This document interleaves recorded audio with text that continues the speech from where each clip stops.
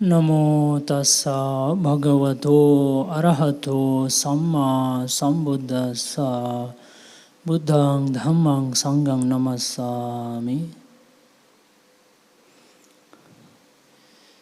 Homage to Bhagavanti and my metta to all the monks, upasakas, upasikas. So I'm glad to see all of you again on this Sunday program. It's happy to see.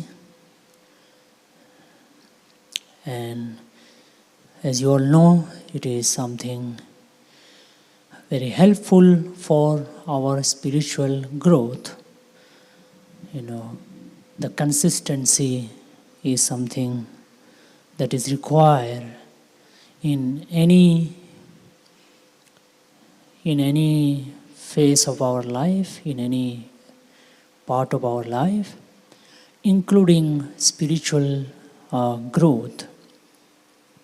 So it's important for us to be gathering as often as possible.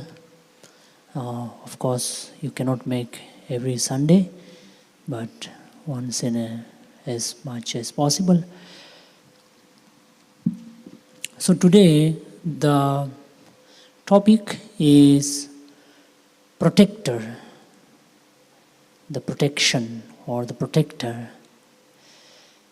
So just like our country is protected by army, navy and air force, in the sky, in the water and on the land, we are guarded by them.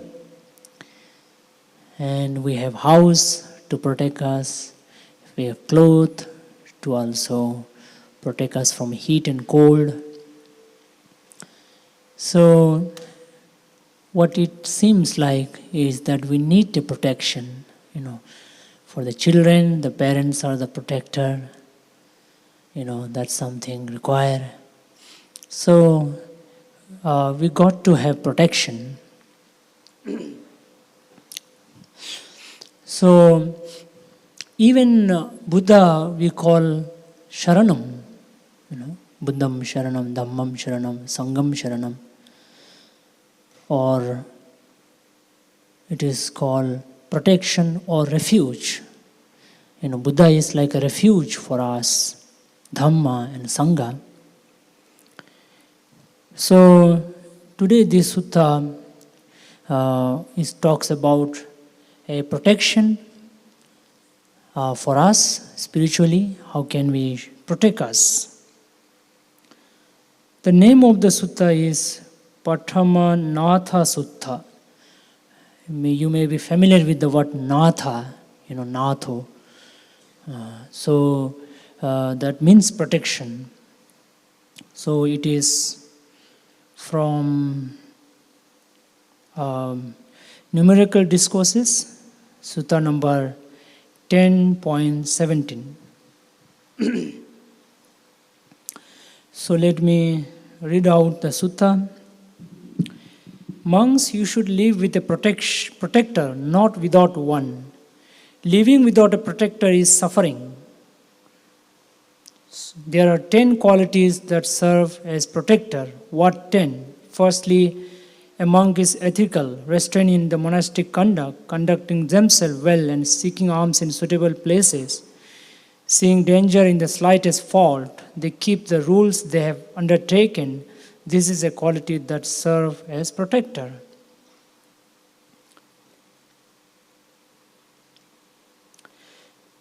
So, protection is needed because, as Buddha said, without protection there is suffering.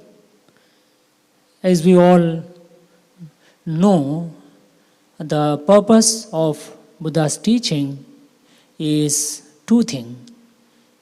That is suffering and happiness. Why we listen to Dhamma, why we listen to Buddha? For our happiness. So if we don't have this protection that Buddha is talking about, then we suffer. It's as simple as that. If we don't want suffering, then we need this protection. So the first one is the Shila. In the ethical life, the Shila, which is our conduct by body, speech and mind. So today, as you listen about the Shila, it's an opportunity for you to rethink on your own conduct. And here it is not just Shila, but conducting restraint in the monastic code, and basically some of the regulations of your life, means some of your own discipline, or basically something that regulates your life, something that keeps your life going. Of course, for the monk, the Buddha has laid down, but as a upasaka, as a householder, maybe you can have your own regulations. Buddha also mentioned many, but you can have your own. You have certain way of your own life, so you follow by that. Conducting themselves well. So we conduct well, we behave well. Our behavior should be as much as possible to be well.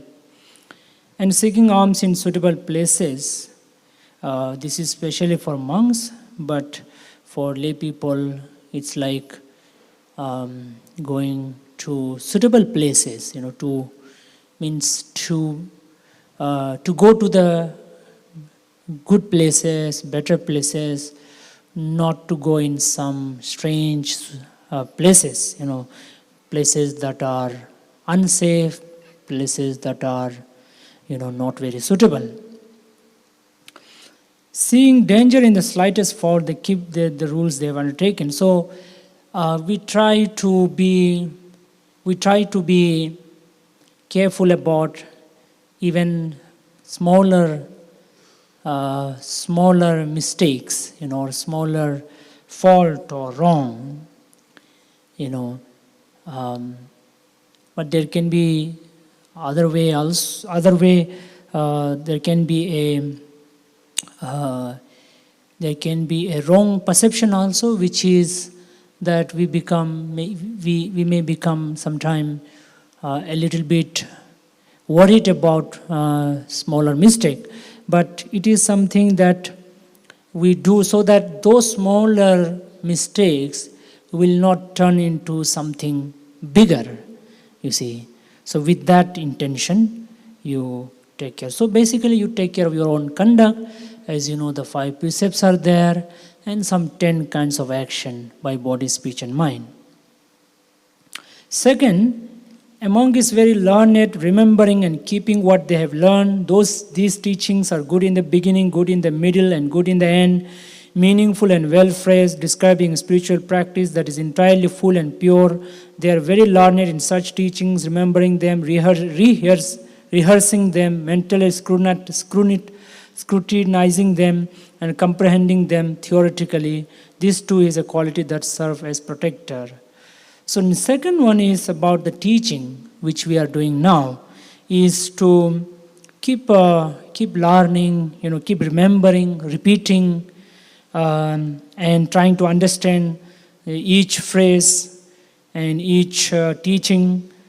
And one of the important thing to note is the teaching which is good in the beginning, in the middle, and in the end. Those teaching. So when you start practicing, you must see that whether it is good in the beginning or in the middle, in the end, which means you are starting something that gives you some good result, and you have an idea that in the middle and the end it will be something that is helpful. And scrutinizing, sorry,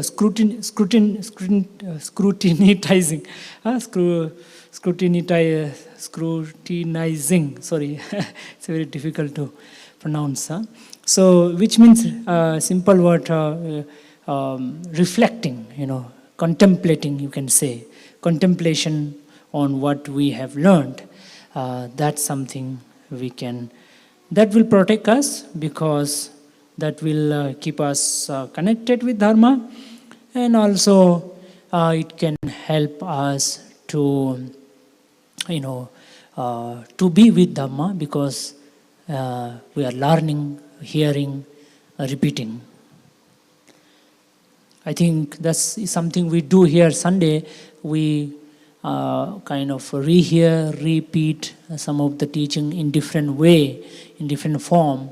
We try to repeat and rehearse all of the teaching.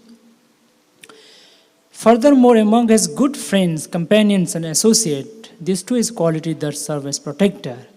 So number 3 is companions, friends. So you can have people who are somehow helpful, what we call kalyana mitra, people who can influence you, help you, encourage you in the practice. So that's something very important, where you can discuss, you can understand, you can experience, share your experience, try to get some knowledge. So that's really helpful. Furthermore, a monk is easy to admonish. The next is the monk is easy to admonish, having qualities that make them easy to admonish. Their patience and take instruction respectfully. This too is a quality that serves as protector. So the next one is you are easy to be admonished, which means you are not adamant. Okay, you are not adamant. You are not holding on to your own views, right? We all develop our own views, about ourselves, about the world, about Dharma, including the Dharma. Of course, we are all listening to the same Dhamma, but we all create our own views. We create our own understanding. But we should not think that is full and final. So if we think that, okay, I see like this is the right, then that's something not very helpful, because you become adamant in your own view, right? So that's something we have to see. And patience, so that requires a lot of patience. You need to listen, you need to listen to others and take instruction respectfully. So you take other views also, you respect others' view and take it respectfully. That is something very important, because as we grow in Dharma, we come across different phase in our life, in our practice. Even when we have a good sort of development, then we might get attached to that particular achievement, and then we might not be able to move forward.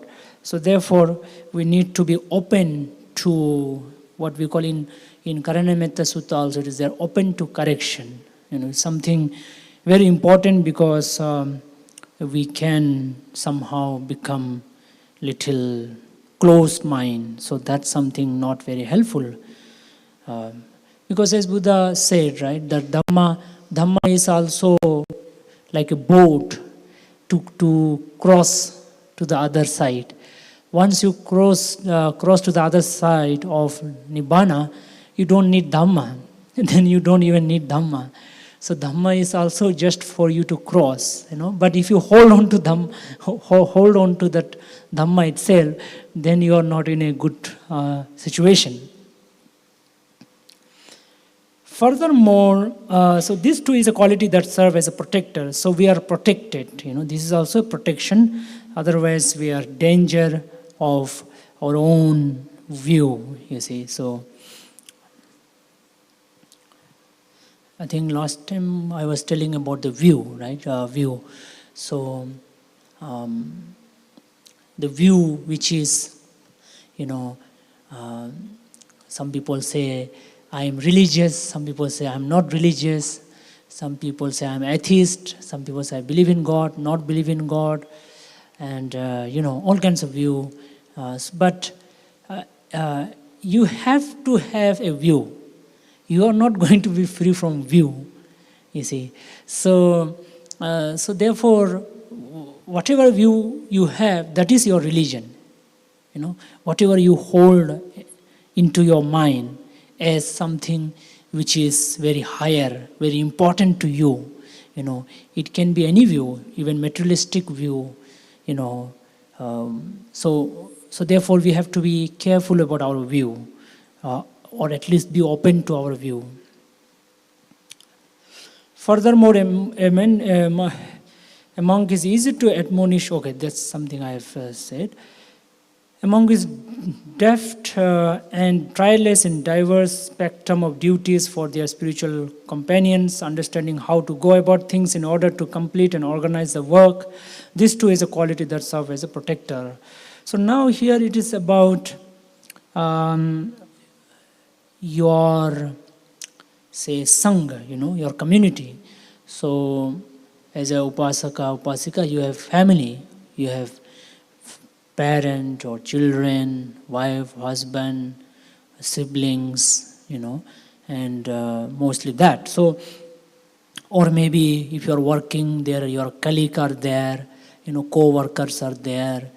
Your employer. So you are being careful. You are well organized, right? You are well organized in your own. Uh, with the people, with you do the work properly in your home, in your workplace. So you are basically well organized, understanding how to go about. So it's like understanding how to go about, how to deal with this person, how to deal with that person, what this person is, what this person likes, dislikes, what this person's weakness, strength, who is who can do what, who cannot do what, what are these things. So it's about knowing the people around you and accordingly organizing and accordingly managing people and accordingly going about and accordingly what they say, complementing each other, right? So everybody has their own strength. Maybe trying to understand that and organize. So this is also protector. So you can see that if if you properly organize your own people, company, or people in the family, it will be a protector, because I think that leads to good relationship, healthy relationship. And if that healthy relationship is there, then there is protection, there is blessing, there is support from each other. Otherwise, there is chaos, there is tension, worries, doubt, and all kinds of unclarity, all kinds of confusion, suspicion, so there is a lot of difficulty over there. So that's something very important, and it is also a protection. Furthermore, a monk loves the teaching, and is a delight to converse with, being full of joy in the teaching and training. This too is a quality that serves as a protector. So you are loving the teaching. You love Dhamma. As Buddha said, that Dhamma rakhati dhammachari. If you protect, love Dhamma, if you protect Dhamma, Dhamma protects you. So you have to love Dhamma, which means you need to really like it, understand it, and you are somebody who is very good to speak with. So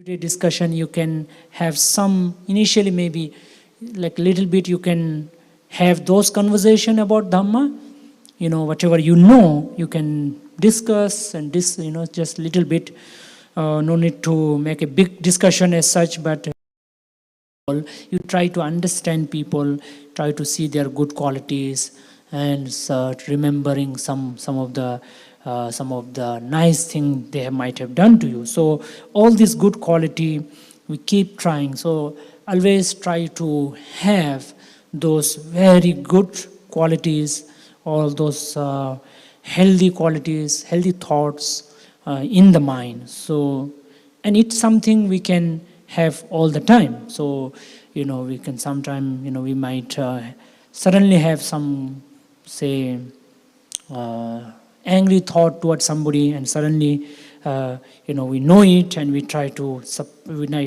give it up. So thought is something very, very important here. And this is a protection. So it protects you internally. So your mind is protected, so you have really good thoughts toward people, you like helping, understanding, and kind, these three, then you are protected. Your mind is protected. There is no cruelty, there is no stinginess, and there is no foolishness. So then you are good, and then it really reflects in your action, speech, and then you really have a good support from people around, and then you have blessing from people around, and then you grow in your dharma. Furthermore, a monk is content with any kinds of robes, alms, food, lodging, and medicines and supplies for the sick. This too is a quality that serves as protector. So now is about contentment, santutti. As Buddha said, santutti paramam dhanam. The highest wealth is contentment.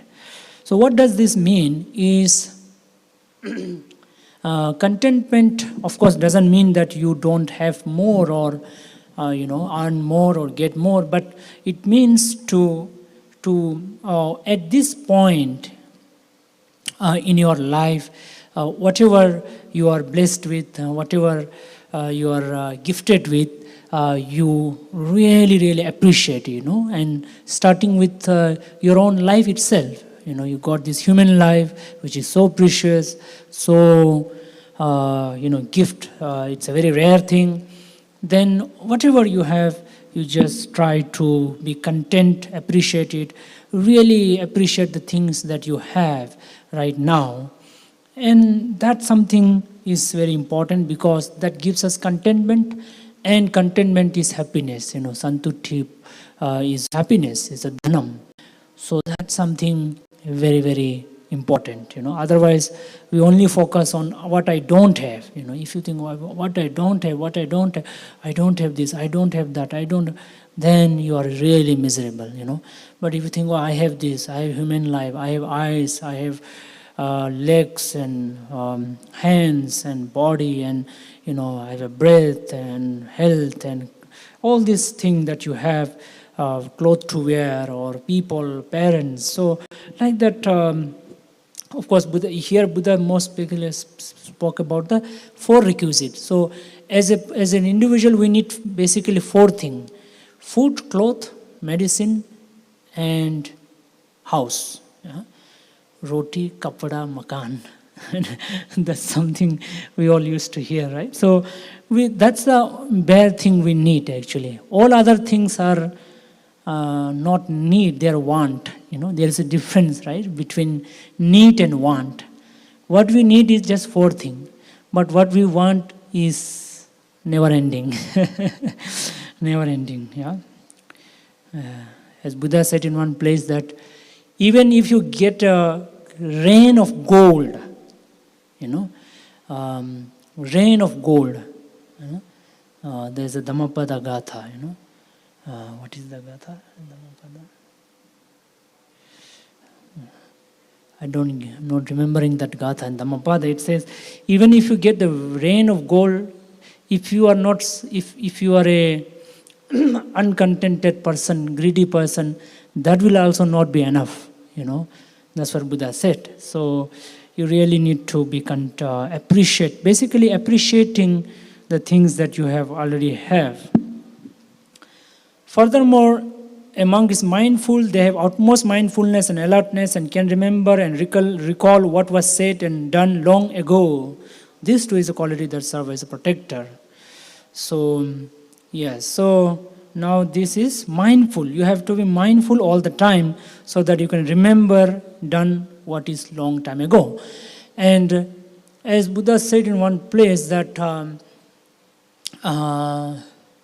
about non-repetition is the bane of scripture.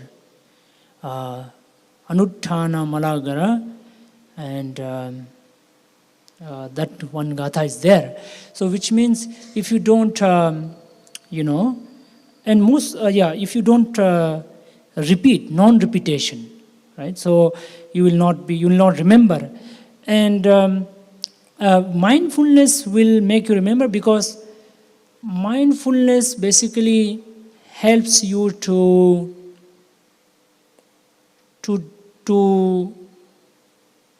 put away some baggages, some trash, some unnecessary thing in the mind, right? So it just tells you, okay, these are the things which are not necessary. So you keep your mind out of that and keep that out in your life as well, So some unnecessary thing. So that helps you, and then your mind is free. Just like, say, we meditate, we just let go of all the unnecessary thoughts and things. Then what happens? Our mind is free, or it is empty or free, or it has less cluttering, clutter. Then you can remember many things. You can remember so much of thing and it is important for us to have memory, It is important for us, because if you don't have memory, then we forget, right? So what happened there, how it happened, we don't remember. Then we don't learn anything. We don't use those past memory experiences for our growth. So memory is something quite important. And then in fact, sati also means in other meaning of apart from mindfulness, sati also means memory, right? So that's what you can see here, that when you are alert, you don't allow so many unnecessary things to come in your mind, then you get a lot of memory. And especially you can see when you are in a long meditation, like 10 days, some of you might have done.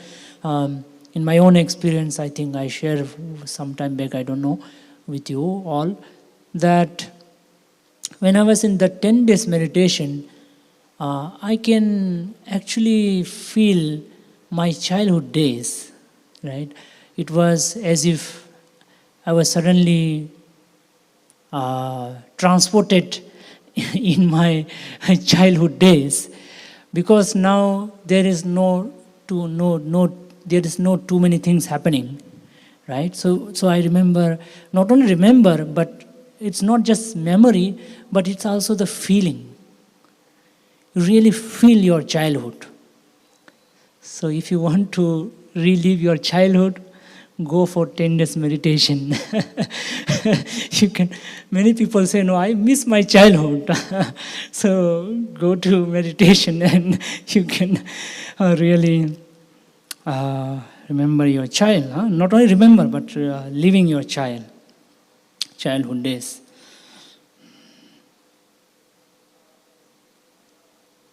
And maybe, it's also serious, if you look at when you remember, when you relive your childhood days, not only memory but also the feeling, the emotions, maybe you can shift some of the emotion which were not so pleasant. These days we talk about childhood trauma, right? It is in the conversation a lot,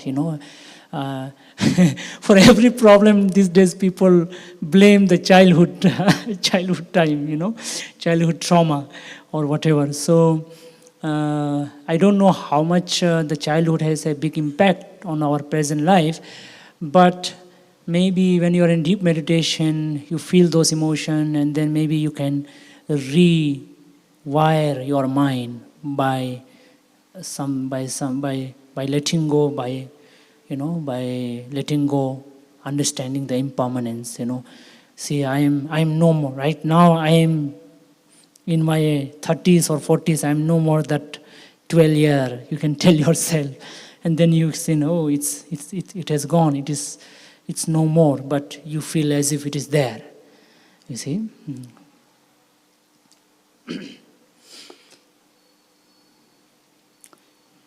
Furthermore, a monk is wise. They have the wisdom of arising and passing away, which is noble, penetrative, and leads to the complete ending of suffering. This too is a quality that serves as a protector. So just like I was telling now, to see the passing away, the wisdom. So as I think I told in my last talk also, is that wisdom, when we talk about wisdom, what is wisdom? So wisdom is this knowing anicca, knowing that everything, wisdom of arising and passing away, So to know the arising and passing away.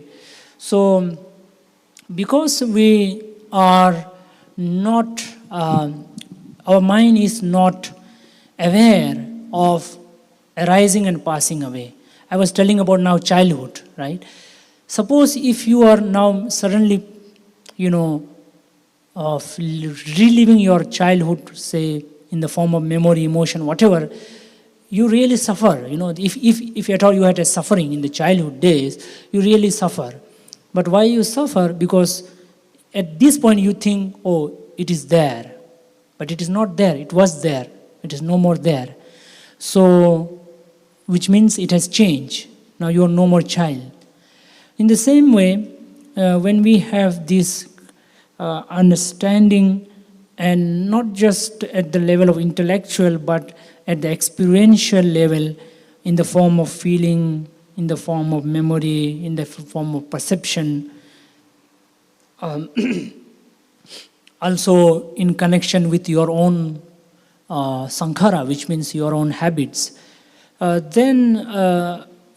that seeing, it is called seeing also, that seeing that is when it is very constant, when it is for longer time, it is more stable, then you can see that passing away, arising, passing away very clearly, and then there is no holding, because you are seeing everything tuck changing, but now we don't see. We are sitting here, what is changing? Nothing is changing. The lights are there, these people are sitting, and do we see a change? We don't see, right? But in the mind, we can see the change, if we are mindful, mostly our own mind, because of course outside thing, they don't, maybe may not be changing very fast, but basically our own feelings, our own thoughts, our own mind is changing. So, it's changing very fast. There is likes, there is dislike, there is good feeling, not good feeling, there is good perception, not so good perception. So, and all these things are just flowing one after another. So when you see they are so much fast changing, then you don't hold on to anything, because which one you will hold? They are so much changing fast. But when we are not able to see all of that, then we just pick up one. We just pick up one flow of mind and we hold on to it. Of course, they are again connected to the external form or sound or whatever, but one particular thing we hold on to. Then either we suffer, or even if it is, let's say, both the suffering and happiness, because suffering is anyway suffering, but even happiness, so you have suddenly a memory of good memory, and then that memory is no more there. Let's say somebody is there, somebody who passed away, suddenly you realize, oh, who is no more. Then suddenly you realize, oh, this person is no more. But you have a good memory and suddenly you are sad. You are happy now and next moment you are sad, you see. So therefore we hold on to that, you know. So this is a very deep one, especially it can happen if you are more just like this mindfulness, you know, more mindful based on meditation, with the help of meditation mostly, and of course, as Buddha mentioned here, some reading, listening to the Dhamma discussion.